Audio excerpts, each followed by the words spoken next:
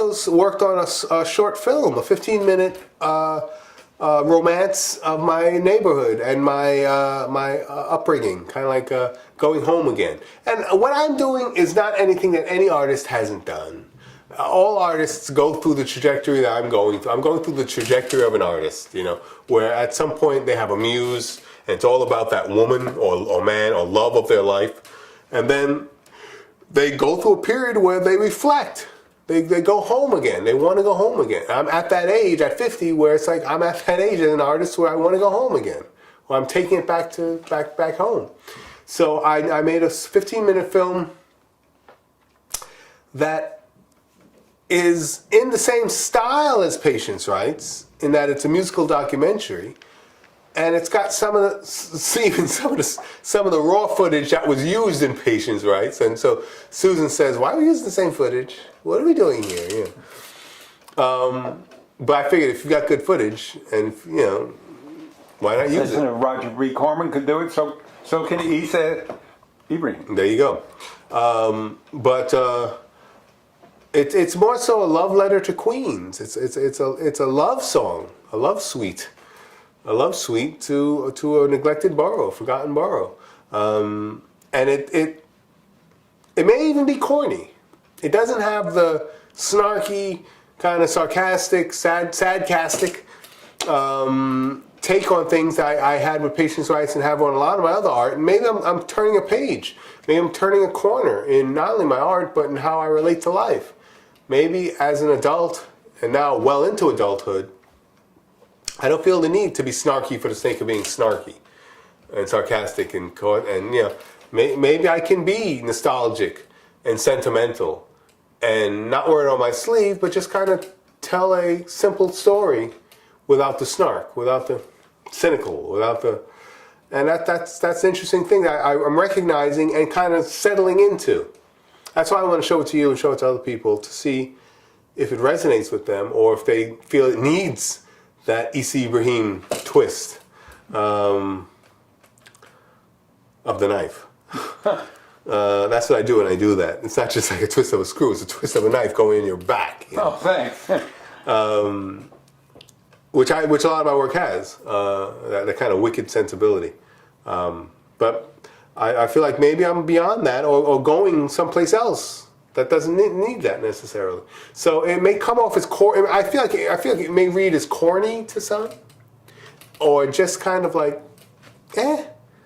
But maybe I need that, and maybe it's a palate cleanser for the next project that will be imbued with what I was bringing all those years previous, and also a sensibility, a more adult and mature and less caustic sensibility.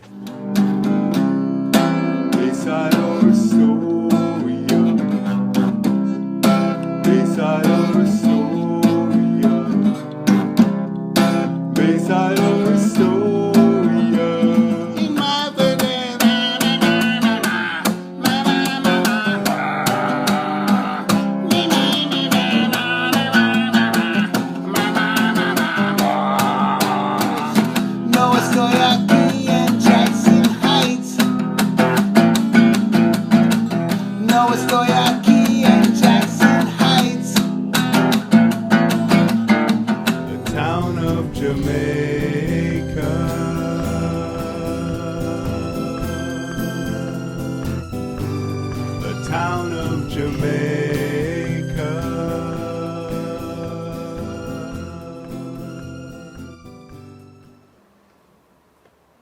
So tell me about this film.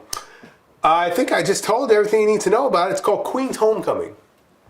Kind of twists on the phrase homecoming queen, or homecoming queens, where it instills the word queens in there. I definitely want queens to be in there. And it is my homecoming. It is.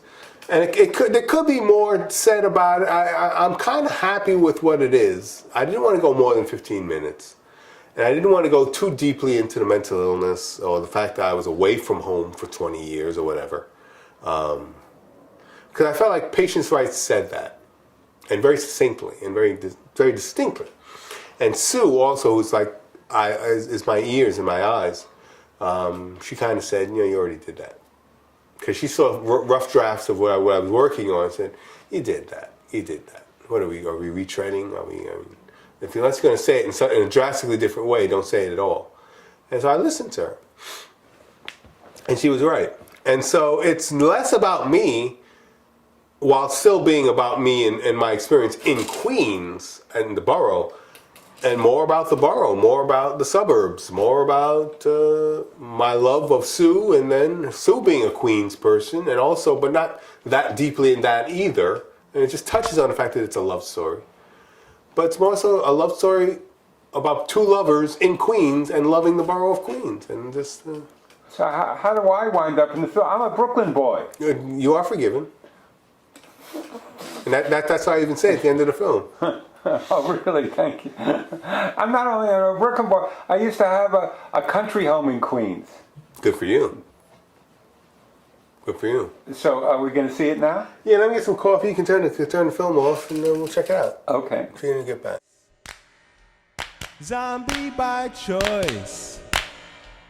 Zombie by choice.